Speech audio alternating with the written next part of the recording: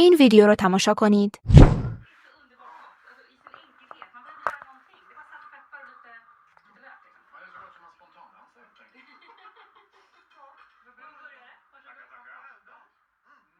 شاهد لحظاتی بعد از قتل یک زن ایرانی هستیم. قاتلین بیرحم این پرونده انقدر از مرزهای اخلاقی و انسانی فاصله گرفتند که حاضرند در روز روشن به یک زن بیگناه با بچه 2 ساله‌ای در آغوشش شلیک مستقیم بکنند.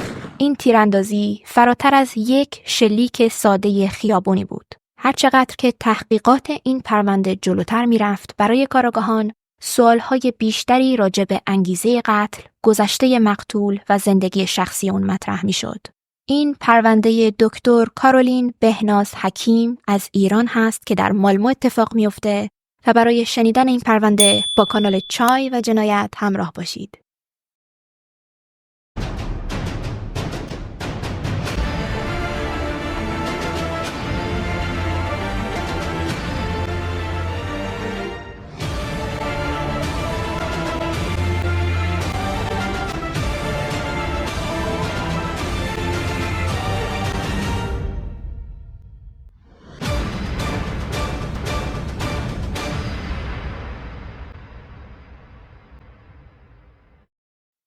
سلام به همه کلچینچیای من الی هستم، راوی کانال چای و جنایت. هر جمعه ساعت 12:30 اینجا جمع میشیم تا پرونده های جنایی جدید رو بررسی بکنیم. پس اگر لیوانا و فنجونای چایتون رو نریختید آماده بکنید تا بریم سراغ پرونده ایرانی امروز.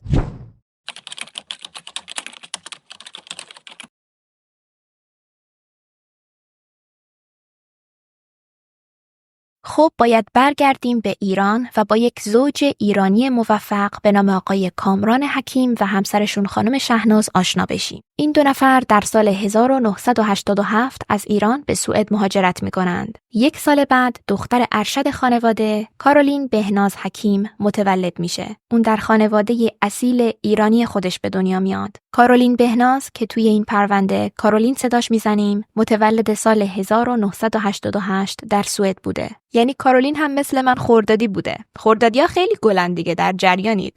اگر خردادی هستید برام بنویسید.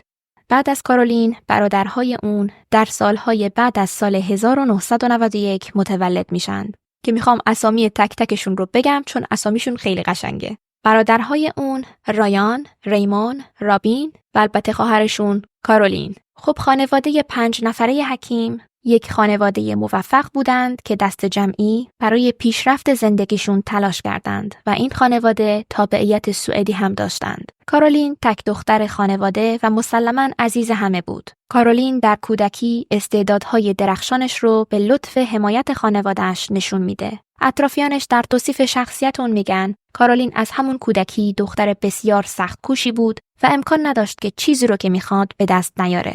دوستان دبیرستان اون میگفتند که این دختر بسیار با استعداد بود و اولویت‌های مشخص خودش رو داشت و بسیار هم جاه طلب بود. گذشته از اون کارولین بسیار زیبا و خوش‌اندام بود و دختری بود که سرشار از زندگی بود. عاشق سفر رفتن بود، به کشورهای زیادی مثل مصر و ایتالیا سفر کرده بود. آدم بسیار اجتماعی بود، عاشق کنسرت رفتن، مهمونی گرفتن و البته قهوه بود.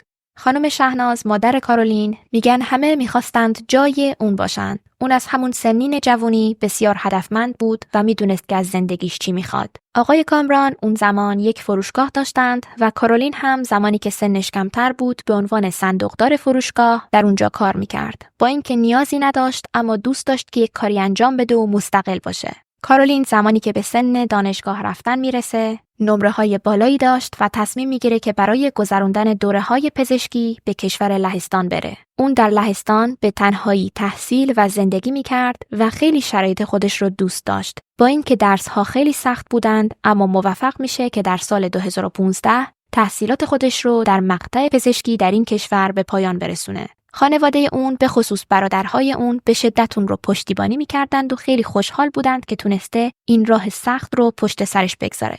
برادرهای اون در سوئد یک شرکت تأسیس کرده بودند و همگی اونجا کار میکردند. رابین برادر کوچکتر کارولین در 18 فوریه سال 2015 برای خواهرش نوشته تبریک به خواهر بزرگتر عزیزم که بالاخره بعد از 6 سال سخت حالا یک دکتر ماهر هستی. تو تصمیم گرفتی که به تنهایی به یک کشور خارجی نقل مکان بکنی و این تصمیم درستی بود. اون خیلی شادتر و قوی‌تر از همیشه از لهستان به کشوری که خانوادش در اونجا زندگی می‌کردند به سوئد در شهرشون مالمو برمیگرده و حالا که دوره رزیدنتی و تحصیلات آکادمیکش به پایان رسیده بود به عنوان یک پزشک در حال خدمت در بیمارستان شهر استخدام میشه. خب کارولین در مالمو مدرسه رفته بود و دوستا و آشناهای زیادی داشت و توی یکی از مهمونی‌هایی که دوستان دوران مدرسه‌شون رو دعوت کرده بودند چشمش به یک دوست قدیمی میخوره. به یک پسری که حدود 20 سال پیش اون رو توی مدرسه میشناخت. پسری به نام نایف عدوی. خب نایف هم با کارولین به یک مدرسه رفته بود، فقط مقطع تحصیلیش از اون بالاتر بود و همدیگر رو از دوران مدرسه میشناختند. آقای نایف متولد 1 فوریه سال 1982 از یک خانواده مهاجر و عادی اهل کشور سوریه بود. خانواده عدوی به نوبه خودشون بسیار قابل احترام بودند. مادر و پدر نایف افراد زحمتکش و صادقی بودند که برای فراهم کردن آینده بهتر برای فرزندانشون تلاش می‌کردند. نایف هم یک مهاجر نسل دوم بود و یک برادر و خواهر کوچکتر از خودش داشت به نام‌های رینا و رامی عدوی. کسانی که این خانواده را میشناختند میگفتند که اونها بسیار ساده بودند، سمت خلاف نمیرفتند و در سوئد به خوبی ادغام شده بودند. خواهر و برادر نایف با سوئدی‌ها ازدواج کرده بودند، اما با وجود تمام این اوصاف و با تمام عشق و امکاناتی که خانواده در اختیار نایف میگذاشتند، اون مسیر دیگه‌ای رو انتخاب میکنه.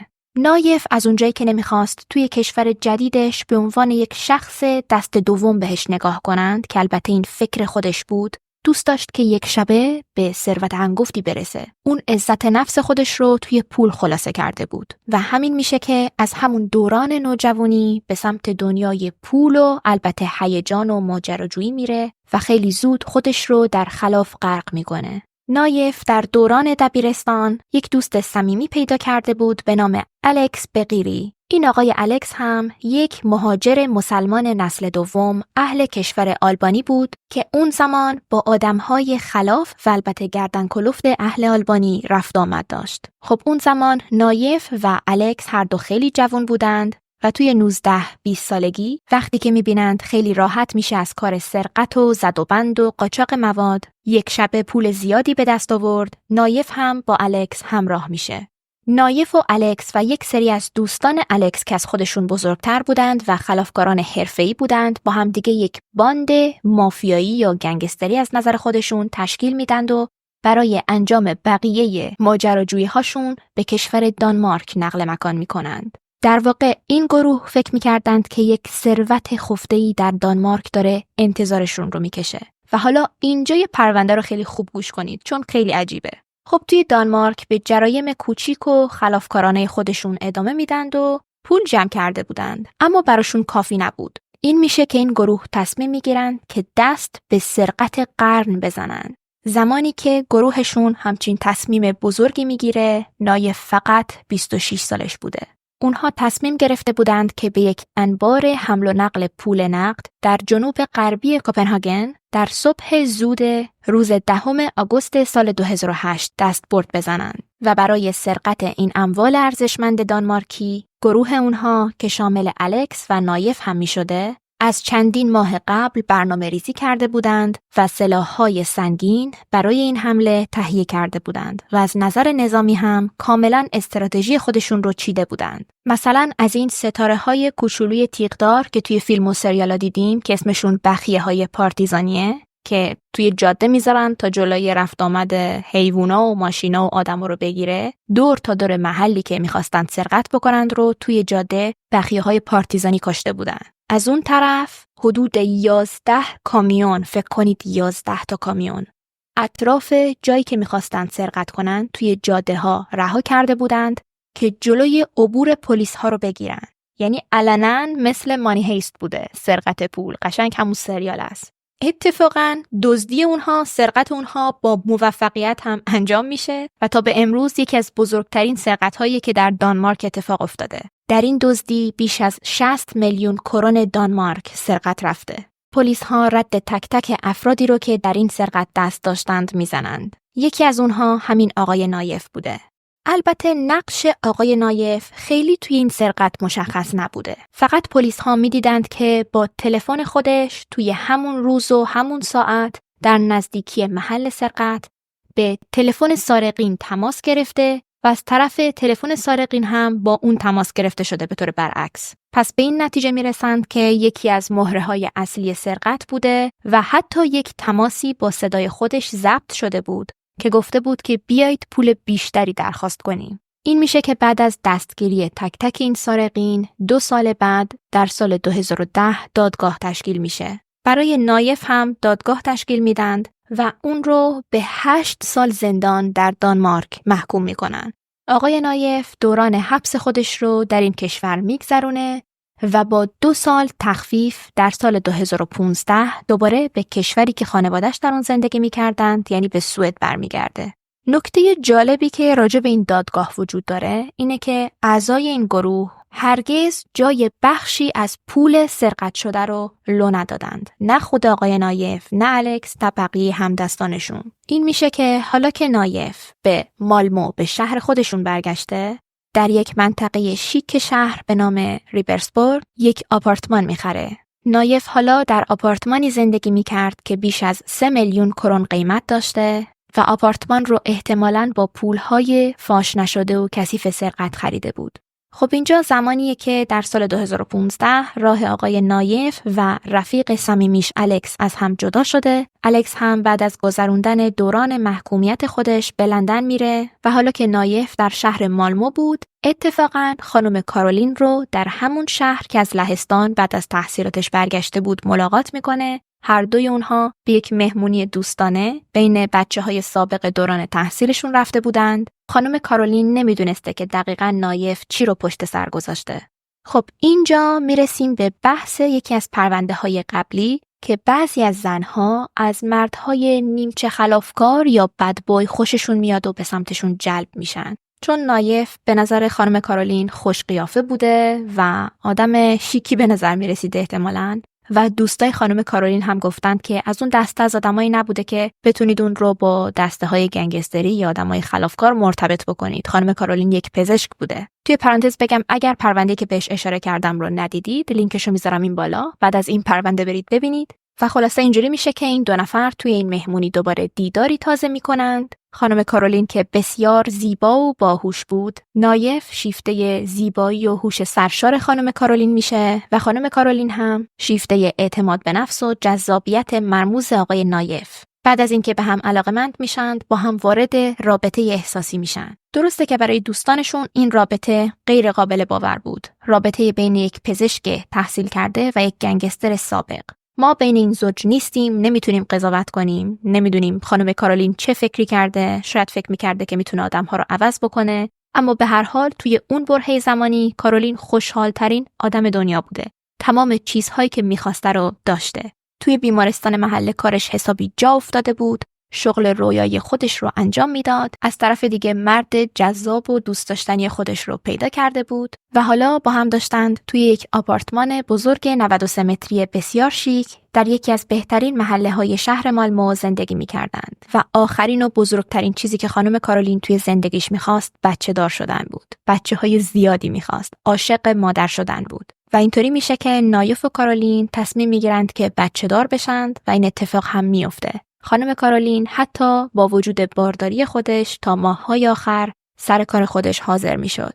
اونها در تاریخ 17 ژوئن سال 2017 2 ماه قبل از متولد شدن پسرشون یک بیبی شاور برگزار می‌کنند و به نظر می‌رسید که شادی کارولین کامل شده. در 10 آگوست سال 2017 فرزند مشترک اونها یک پسر کوچولو به نام بنجامین به دنیا میاد. هر کس که اونها رو از بیرون میدید به نظرش می‌رسید که یک زوج شاد و موفق هستند. اما یک نفر بود که توی زندگیش مشکلات زیادی داشت. در واقع به نظر می رسید که آقای نایف داره یک رازی رو پنهان میکنه. فرضیه‌های پرونده میگند که انگار هنوز این آقا با گنگ و گروه سابقش دست به یقه بوده.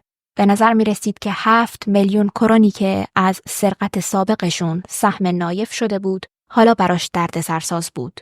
از سرقت بزرگ سابقشون هنوز پولها و مبالغی وجود داشت که محل اختفاشون رو فاش نکرده بودند و به شرکای گذشته و دار و دستشون بدهی‌های سنگین پرداخت نشده‌ای داشتند. آقای الکس به لندن رفته بود و در اونجا با خانومی به نام دبورا ازدواج کرده بود. اما تئوری‌ها و فرضیه‌ها میگند که همچنان در تجارت‌های غیرقانونی با نایف مثل جابجا کردن مواد مخدر، حمل و نقل کالاهای قاچاق از جمله سیگار و تنباکو و الکل دست داشته و هنوز که هنوزه کارهای خلافکارانه خودشون رو ادامه میدادند. خب زمان جلو میره و همه چیز خیلی عادی و نرمال پیش میرفته تا روز 26 آگوست سال 2019 که حدود 5 سال پیش میشه. یک روز عادی و خیلی گرم و آفتابی بوده که خانواده خانم کارولین و آقای نایف تصمیم میگیرند که پسرشون رو به پیاده روی ببرن. توی اون محله شیک و آروم اول از همه آقای نایف همینطور که پسرش رو توی بغلش داشته از خونه میاد بیرون و پشت سر اونها خانم کارولین خارج میشه. اما چند ثانیه بیشتر طول نمیکشه. اونها چند قدم جلو میان و متوجه میشند که 2 مرد به اونها چشم دوختند. یکیشون که سیاه پوشه کنار یک ماشین ایستاده و اون یکی که به خانواده نزدیکتره یک اسلحه توی دست داره. به نظر می رسید که مدت طولانیه که این 2 نفر سیاه پوش روبروی دروازه خونه اونها به انتظارشون ایستادند. به محض این که آقای نایف تشخیص میده که هدف این 2 سیاه پوش خودشه، همون لحظه بچه 2 سالش رو بنجامین رو رها میکنه، روی سنگ فرش میندازه و در جهت مخالف فرار میکنه. یعنی توی اون لحظه جون خودش اولویت داشته به جون بچهش و همراه زندگیش. خانم کارولین که اصلا نمیدونسته چه اتفاقی داره میفته، اون لحظه فقط نگران بچهش بوده که اینطوری روی سنگ فرش رها شده. سریعاً به سمت بچه نیمخیز میشه، اون رو در آغوش میگیره و شروع میکنه به سمت مردان مهاجم التماس کردن. بهشون میگه که خواهش میکنم متوقف بشید، کاری با همراه زندگیم نداشته باشید. اما این التماس‌های اون توجه این 2 مرد سیاه‌پوش رو به خودش جلب میکنه. پس از تعقیب کردن نایف دست میکشند، به سمت کارولین برمیگردند و مردی که به کارولین نزدیکتر بود بدون این که توجه بکنه که یک بچه 2 ساله در آغوش مادرشه 2 قدم بهش نزدیک میشه و به بدن کارولین مستقیما شلیک میکنه. این شلیک باعث میشه که کارولین با بنجامین توی بغلش به زمین بیفته و یک بار دیگه بچه 2 ساله روی سنگ فرش خیابون بیفته. بچه که حدود 1 متر از مادرش فاصله داره شروع میکنه به گریه کردن. اما مرد به گریه های این پسر توجهی نمی کرده. دوباره چند قدم جلوتر میاد. بالای سر کارولین میرسه که دراز به دراز توی خیابون افتاده و دستش رو دراز میکنه و تیر آخر رو مستقیما به سر کارولین میزنه. انگار که میخواسته تیر خلاص رو به اون بزنه. مردی که شلیک نهایی رو انجام داده و به کارولین نزدیکتره به سمت یک ماشین سفید که در تقاطع خیابون پارک شده میدوه و سعی میکنه که دستگیره ماشین رو بکشه تا سوار بشه. اما همونطور که اسلحه در دست داره نظرش عوض میشه، به سمت مخالف جهتی که بوده توی خیابون میدوه و به جایی میرسه که یک ماشین مرسدس نقره رنگ پارک شده بود. سرنشینان ماشین 1 نفر راننده و اون یکی هم دست خودش بودند که بیرون از ماشین منتظرش ایستاده بود. هر 3 سوار ماشین میشند و از صحنه متواری میشن. مردم توی این لحظه به سرعت وارد عمل میشند، به سمت بنجامین میدوئند تا زنها در آغوشش بگیرند و آرومش بکنند. اینجا بالاخره آقای نایف از جایی که پنهان شده بود بیرون میاد، به سمت همراه زندگیش میدوه و همینجوری که داد و بیداد میکرده میگفته به کارو شلیک کردند، به کارو شلیک کردند. بعد بدن کارولین رو در آغوش میگیره، گریه میکنه و حتی سعی میکنه عملیات احیا رو روی بدن اون انجام بده. ساعت 9:58 صبح صدای زنگ اضطراری پلیس مالمو به صدا در میاد. پلیس ها به صحنه میرسند اما متوجه میشن که کار زیادی نمیتونند برای پزشک 31 ساله ایرانی انجام بدند و خانم کارولین حکیم با شلیک مستقیم به سر از دنیا رفته. پلیس ها زمانی که به صحنه جرم میرسند تصمیم میگیرند که صحنه رو مهرموم بکنند و مدرسه‌ای که در نزدیکی صحنه جرم قرار داشته بود رو هم ببندند و به بچه‌ها اجازه ندند که از ساختمون بیرون بیان، چون هنوز از چرایی و انگیزه و شعاع تیراندازی‌ها اطلاعی نداشتند. شما تصور کنید که والدین این بچه‌های محصل با کلی وام و وام‌های میلیونی خونه خریده بودند توی یک محله آنچنانی که بچه‌هاشون حوادث تلخ این چنینی رو تجربه نکنن. اما دقیقاً همین بلا به سرشون اومده بود. بعد از اون خانم کارولین رو سوار آمبولانس میکنند. نایف هم که ازش جدا نمیشد سوار آمبولانس میشه. وقتی کاراگاه‌ها با شاهدین عینی صحبت میکنند، متاسفانه یک سری از اونها میگفتند که در گوشه و کنار خیابون متوجه ترشحات مایع مغزی شدند. پلیس‌ها و کاراگاهان تحقیقات خودشون رو با بستن صحنه جرم در ابعاد وسیعی شروع می‌کنند. حتی به یک سری از ساکنین همون محل هم اجازه نمیدند که وارد ساختمان‌ها و منازل خودشون بشن. می‌خواستند که از هر لحاظ تحقیقات فنی پرونده کامل باشه. پلیس‌ها در اولین قدم با تمام شاهدین عینی صحبت می‌کنند. با یکی از همسایه‌های محل به نام خانم مرلین پترسون که آپارتمان اون دقیقاً درست در کنار محل جایی بود که به کارولین شلیک شده بود و از بالکن خودش به صحنه مشرف بود. خانم مرلین میگه بارها صدای شلیک رو شنیده و صحنه رو دقیقاً دیده که چطور مرد اول آقای نایف از صحنه فرار کرده و قاتلین بدون هیچ رحمی بالای سر کارولین رفتند تا به اون شلیک کنند. حتی ساکنین محل موفق شده بودند که چند لحظه بعد از قتل کارولین از قاتلین اون فیلم برداری کنند. اول ویدیو براتون فیلمش رو گذاشتم، الان دوباره براتون میذارم چون فیلمش به طور عمومی در دسترسه.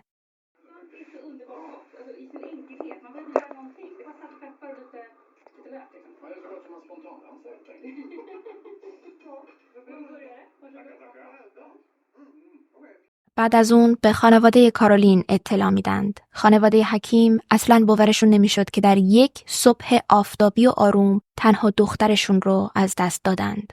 مادر کارولین، خانم شهناز، برای کاراگاهان تعریف میکنه که در روز شنبه 24 آگوست 2 روز قبل از شلیک به دخترش با اون ملاقات کرده. میگه که با همدیگه توی آپارتمان روی مبل نشسته بودند و صحبت میکردند. راجع به رابطه نزدیکش با دخترش میگه و تعریف میکنه بعد از یکم گپ و گفت کردن متوجه شدم که دخترم از شیفت‌های طولانی که در بیمارستان داشته خسته است و باید استراحت بکنه. اون روز کارولین به من هیچ حرف عجیبی نزد، هیچ مشکلی با نایف نداشت و فقط از کار بیمارستان یکم خسته بود. پس تصمیم گرفتم که به خونه برم و بذارم که استراحت بکنه. خانم شهناز ادامه میدند اون روز از توی خونه بیرون اومدم، دخترم رو برای آخرین بار بوسیدم و بغل کردم و اگر میدونستم که فقط 2 روز دیگه چه اتفاقی برای کارولین میفته، بیشتر اونجا میموندم، بیشتر باهاش وقت میگذروندم و شاید میتونستم جلوی این قضیه رو بگیرم. در حین تحقیقات پلیس، بنجامین به محل نگهداری کودکان منتقل میشه. شاهدینی که در صحنه تیراندازی حضور داشتند میگفتند که اون روز صبح برای مدت طولانی یک مرسدس نقره‌ای رنگ رو جلوی محل اقامت این زوج دیدند که پارک کرده بود و انگار منتظرشون بود. به نظر می رسید که در این جنایت فقط 3 نفر دست داشتند. یک فرد مسن‌تر که راننده بوده و انگار که تمام تصمیمات رو اون می گرفت و یه جورایی رئیس گروه بوده و 2 تا فرد جوانتری که خب بیرون از ماشین بودند و شلیک ها رو انجام دادند. با تحقیق هایی که روی پوکه های بجامونده در صحنه جرم انجام میدند، متوجه میشند که شلیک ها با یک تفنگ کالیبر 0.22 انجام شده. توی پرونده قبلی ازم خیلی پرسیدید که مدل کالیبر چی بود، اما چون من اسلحه ها رو نمیشناسم، امیدوارم که همین کافی و درست باشه. بازم برام بنویسید.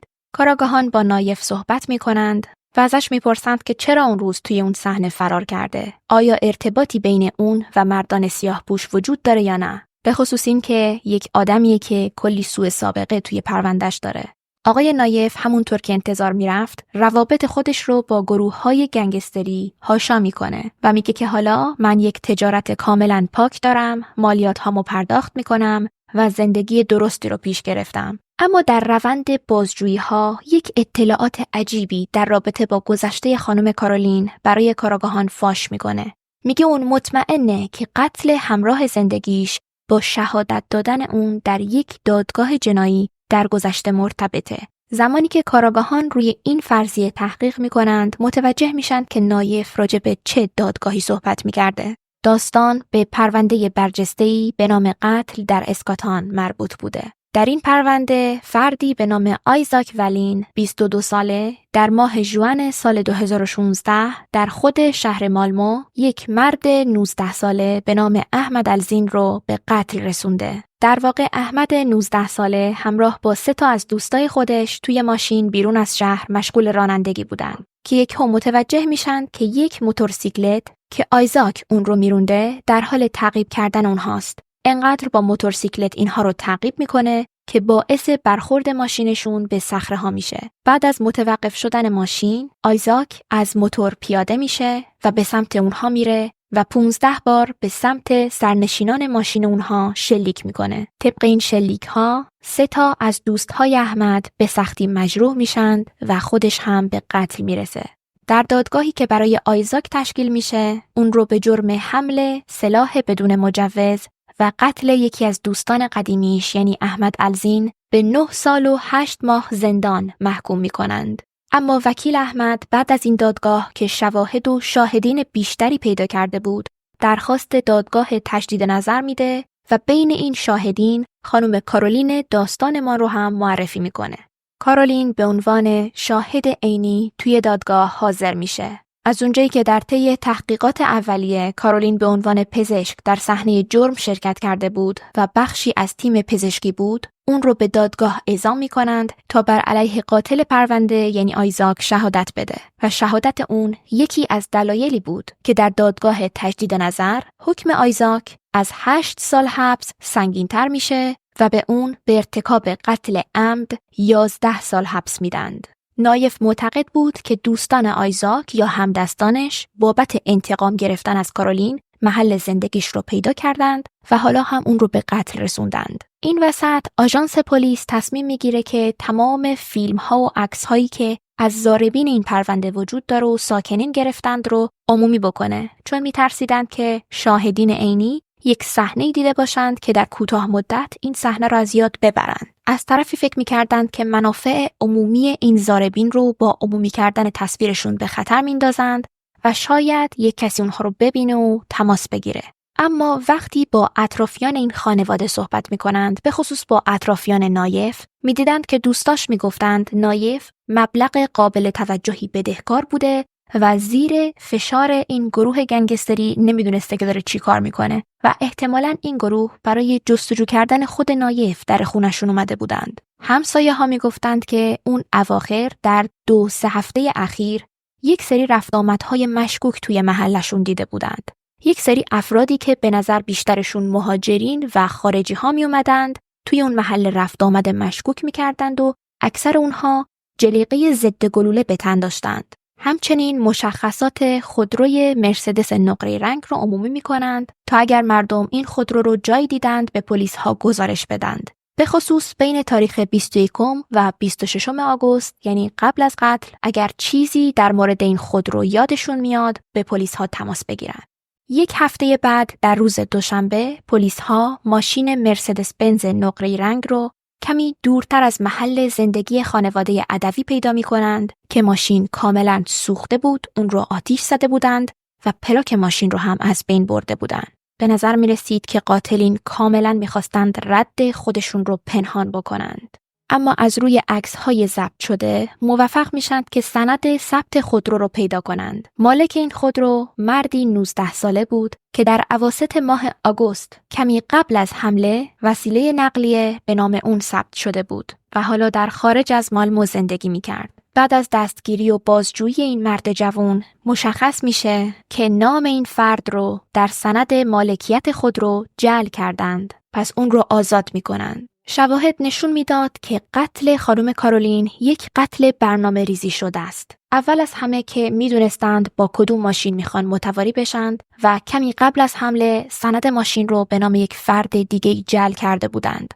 دوما این که حمله در ساعت 9 صبح کمی بعد از 9 صبح اتفاق افتاده بود. به این معنی بود که اون ضاربین میدونستند پلیس های منطقه مالمو در چه شیفتی جاهاشون رو با هم عوض میکنند. افسران پلیس بین ساعت 8 تا 10 جاهاشون رو با هم عوض می‌کردند و اون زمان کمترین تعداد افسر ممکن توی منطقه بوده و بهترین زمان برای حمله.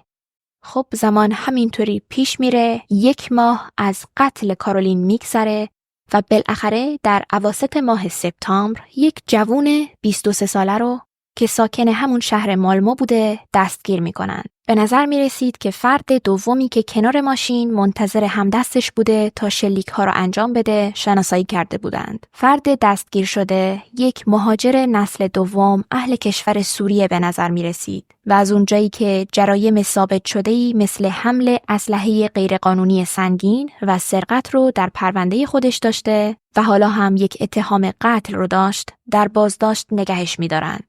اما اولویت پلیس ها دستگیر کردن مرد اولی بود که به کارولین شلیک کرده بود. کسی که به اون نزدیکتر بود و از توی فیلم ها به نظر می رسید که یک پسر جوون حدوداً 18 ساله است و به نظر اون هم خارجی می اومد.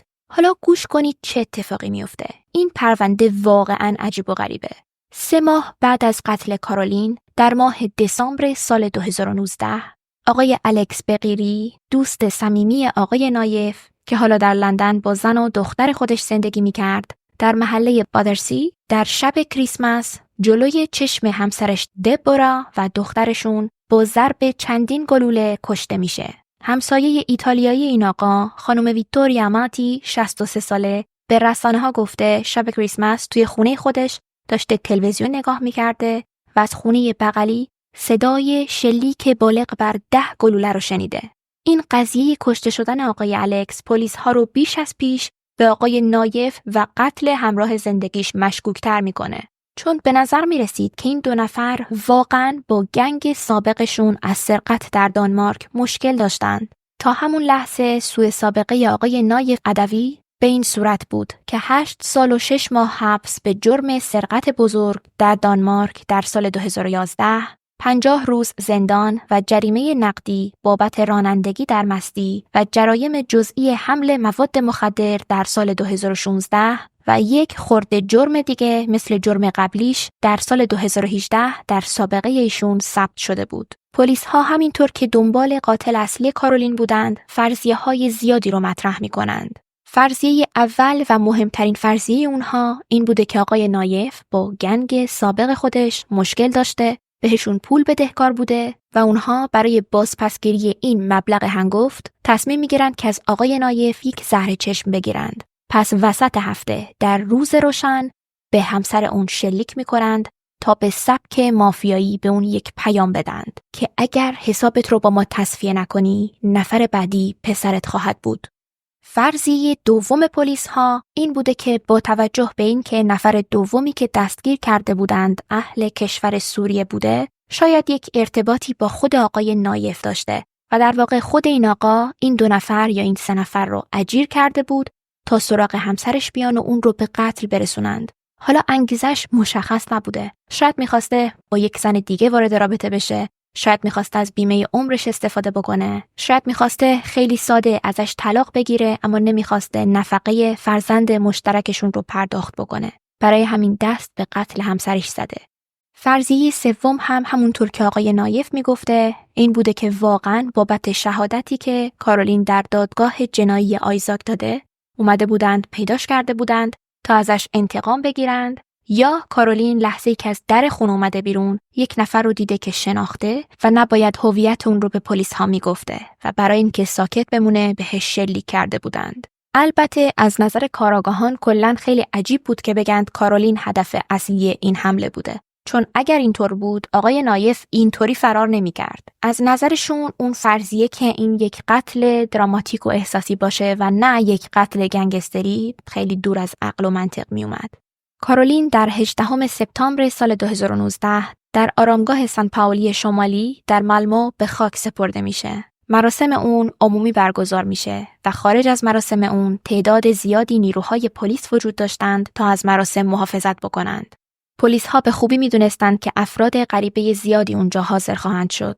حدود 150 نفر برای گل گذاشتن روی تابوت کارولین حاضر میشن. دانشگاه محل تحصیل کارولین در لهستان به خانواده اون یک پیام تسلیت میفرسته و اینطور نوشته بودند که خبر فوت غم‌انگیز دکتر حکیم در سوئد بسیار ما رو شوکه کرده و عمیق‌ترین تسلیت‌ها به خانواده و عزیزان اون تقدیم میشه. از طرف دیگه خیلی از سیاستمداران هم به مرگ کارولین واکنش نشون دادند و ابراز کردند که تیراندازی به زنی که کودکی رو در آغوشش داره در روز روشن در خیابون از همه مرزهای اخلاقی انسانی عبور کرده. همون زمان نخست وزیر وقت سوئد در توییتر خودش نوشت این اقدام بسیار بیرحمانه است و غیر قابل تصوره و من رو به کل از این کشور منزجر میکنه. خانواده کارولین به رسانه‌ها گفتند که میخوان نام و تصویر دخترشون در رسانه‌ها منتشر بشه تا از تبدیل شدن اون به یک قربانی ناشناس به عدالت نرسیده جلوگیری بکنن. اونها میخواستند هرچه بیشتر برای زنده نگه داشتن یاد مادری سرشار از عشق حاضر باشند. یکی از بستگان کارولین در مراسم اظهار کرده که اون به سرعت از ما گرفته شد، همه ما وحشت فقدان اون رو تجربه میکنیم، اما او برای همیشه در قلب تک تک ما باقی میمونه. غم از دست دادن کارولین برای خانواده حکیم، برای تنها دخترشون و برای برادرهای اون تنها خواهرشون بسیار سنگین بود. مادر کارولین، خانم شهناز، گفتند این واقعیت که قاتل کارولین هنوز زنده است و هنوز نمیدونیم که چه کسی دخترم رو به قتل رسونده بسیار ناامید کننده است. خانم شهناز در نزدیکی مزار دخترش گلهای صورتی رنگ به رنگ مورد علاقه اون کاشته و میگه هر هفته وقتی به مزار کارولین میره باهاش صحبت میکنه انگار که هنوز زنده است و راجع به خاطراتی که با هم داشتند فکر میکنه. خانم شهناز تعریف می‌کنند که کارولین همیشه بچه‌های زیادی می‌خواست اما موفق نشد که به غیر از بنجامین فرزند دیگه‌ای داشته باشه. این خانم روی عکسی که بر مزار کارولین گذاشتند نوشتند عزیز من، امروز هم مثل تمام روزها بدون تو خیلی طولانی بود. خانواده کارولین خطاب به قاتل اون گفتند صرف نظر از این که چقدر غیر انسان هستی که شهامت اعدام یک مادر بیگناه، دختر بیگناه، خواهر و یک دوست بیگناه رو داشتی، اما تا آخر عمرت باید با احساس گناه از درون خورده بشی و با این احساس گناه زندگی بکنی. چون تراژدی که اتفاق افتاده بود بسیار بزرگ و سنگین بود. توی روز روشن به یک زن با بچه 2 ساله در آغوشش شلیک کرده بودند و همین بود که اذهان عمومی رو بسیار مخدوش کرده بود. تا پاییز همون سال در ماه اکتبر مردم همچنان با شمع‌های روشن و گل در صحنه جنایت، جایی که قاتل خونسرد به سر کارولین شلیک کرده بود، جمع می شدند و براش یاد بود می گذاشتند.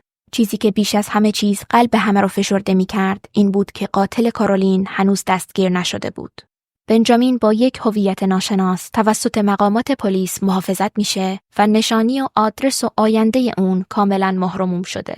قتل خانم کارولین یکی از 15 موردی بود که طی سالهای گذشته در درگیری‌های تروریستی مافیایی گروه‌های غیر مجاز اتفاق میفته. مرگ افرادی که خودشون درگیر این گروه‌ها نبودند اما کشته شدند. دقیقاً مثل پرونده خانم آزاده محمدیان، یک دختر ایرانی تبار دیگه که اگر پروندهش رو ندیدید لینکشو میذارم این بالا ببینید. در مورد کارولین باید بگم که برای زندگیش خیلی تلاش کرده بود، با شور زیادی به مالمو برگشته بود و در رشته مورد علاقش شروع به کار کرده بود و اون عاشق و قدردان زندگی بود. اون در حساب اینستاگرامی خودش نوشته زندگی که امروز داری رو دوست بدار و زندگی رو که دوست داری در آینده زندگی بکن.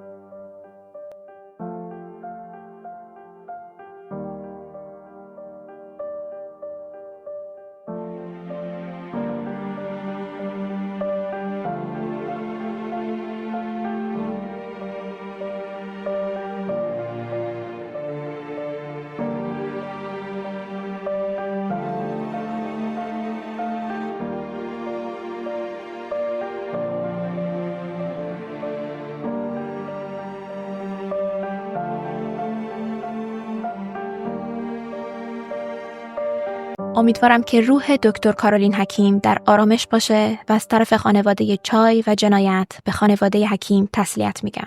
خب پرونده امروز بسیار ناراحت کننده بود، مثل تمام پرونده های دیگه این کانال، به خصوص پرونده های ایرانی. امیدوارم که چایتون رو با این روایت غم انگیز خورده باشید. چای برای ما ایرانی ها تسکین دهنده است.